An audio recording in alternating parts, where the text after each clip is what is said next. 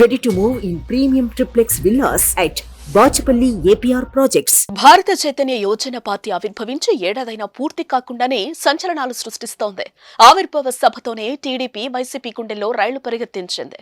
పుంగనూరులో మంత్రి పెద్దిరెడ్డి రామచంద్రారెడ్డిని ధీటుగా ఎదుర్కొంటూ సై అంటే సై అంటోంది. బీసీవై పార్టీ అధ్యక్షుడు బోడే రామచంద్ర యాదవ్ స్వయంగా అక్కడ రంగంలోకి దిగడంతో పాటు టీడీపీ యువనేత నారా లోకేష్ పోటీ చేస్తున్న మంగళగిరులను బరిలో నిలిచారు. బడుగు, బలహీన, అణగారిన ఇతర వర్గాల్లోని పేదల తడాకా ఏంటో ఆ రెండు పార్టీలకు తెలిసొచ్చేలా అడుగులు ముందుకు వేస్తున్నారు. ఇందులో భాగంగా మంగళగిరి అసెంబ్లీ నియోజకవర్గం బీసీవై పార్టీ అభ్యర్థిగా గురువారం ఆయన అట్టహాసంగా నామినేషన్ వేశారు.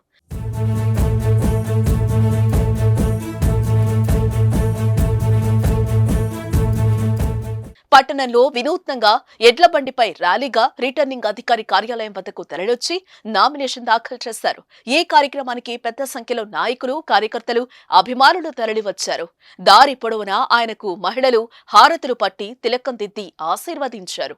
పలు కూడళ్లలో అభిమానులు గజమాలతో సత్కరించారు. బీసీవై పార్టీ చొరవ, తెగువకు మెచ్చి పలువురు స్థానికులు ర్యాలీలో అడుగులు ముందుకు వేసి మమేకమయ్యారు. అనంతరం రామచంద్ర యాదవ్ మీడియాతో మాట్లాడుతూ ఒక్కసారి అవకాశం కల్పిస్తే మీ వాడిగా మీకు తోడుగా ఉంటానని హామీ ఇచ్చారు.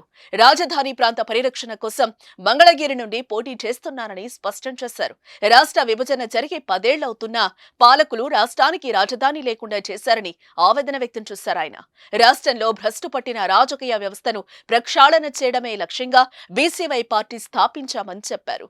బలహీన వర్గాలకు రాజ్యాధికారం, రాష్ట్ర అభివృద్ధి, అన్ని వర్గాల ప్రజల సంక్షేమం కోసం రాష్ట్రంలో రాజకీయ మార్పు అనివార్యమని స్పష్టం చేశారు. టీడీపీ, వైసీపీ తీరు వల్ల రాష్ట్రంలో అన్ని వర్గాల ప్రజలు ఇబ్బందులు పడుతున్నారని రామచంద్ర యాదవ్ నిప్పులు చెరిగారు. గత తెలుగుదేశం ప్రభుత్వం కానీ, ప్రస్తుత వైసీపీ సర్కారు కానీ ప్రజలకు, రాష్ట్ర అభివృద్ధికి చేసింది ఏం లేదని ధ్వజమెత్తారు. ప్రభుత్వ ఉద్యోగులు, పోలీసులు కూడా పాలకుల బాధితులేనని చెప్పారు. ప్రకృతి వనరులను దోచుకోవడమే రెండు పార్టీల నేతలు పనిగా పెట్టుకున్నారని విమర్శించారు. ఎస్సీ, ఎస్టీ, బీసీ, మైనార్టీ వర్గాలు రాజకీయంగా, ఆర్థికంగా ఎదగాల్సిన అవసరం ఉందని అన్నారు. ఇప్పటి వరకు ఈ వర్గాలను ప్రధాన రాజకీయ పక్షాలు పట్టించుకోలేదని తెలిపారు.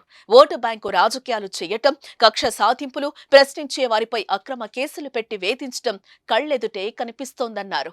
బీసీవై పార్టీకి ఒక్కసారి అవకాశం ఇస్తే అసలైన మార్పు ఎలా ఉంటుందో రాష్ట్రంలో చూపిస్తామని హామీ ఇచ్చారు. తమ పార్టీ రెండు ప్రధాన రాజకీయ పార్టీలు వైసీపీ, టీడీపీలకు సమదూరమని చెప్పారు. అందుకే వైసీపీలో నెంబర్ 2గా ఉన్న పెద్దిరెడ్డిపై, ఇటు టీడీపీలో నెంబర్ 2గా ఉన్న నారా లోకేష్ పై తానే స్వయంగా పోటీ చేస్తున్నానని తెలిపారు. ఇదిలా ఉండగా ఈ నెల 25వ తేదీన పుంగనూరులో కూడా బీసీవై పార్టీ అభ్యర్థిగా నామినేషన్ దాఖలు చేయనున్నారు రామచంద్ర యాదవ్. ఇటీవల విడుదల చేసిన పార్టీ మేనిఫెస్టో సంచలనం సృష్టించిన విషయం తెలిసిందే.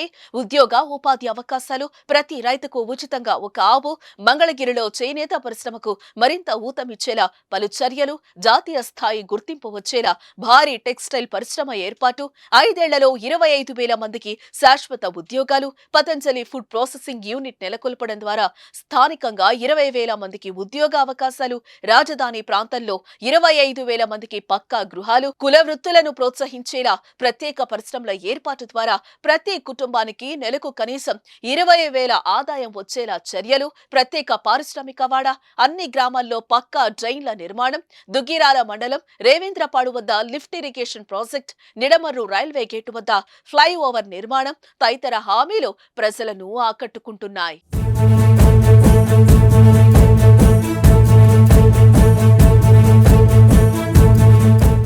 సుమన్ టీవీలో మీ పర్సనల్ అండ్ బిజినెస్ ప్రమోషన్స్ కోసం కింది నెంబర్కి కాంటాక్ట్ చేయండి.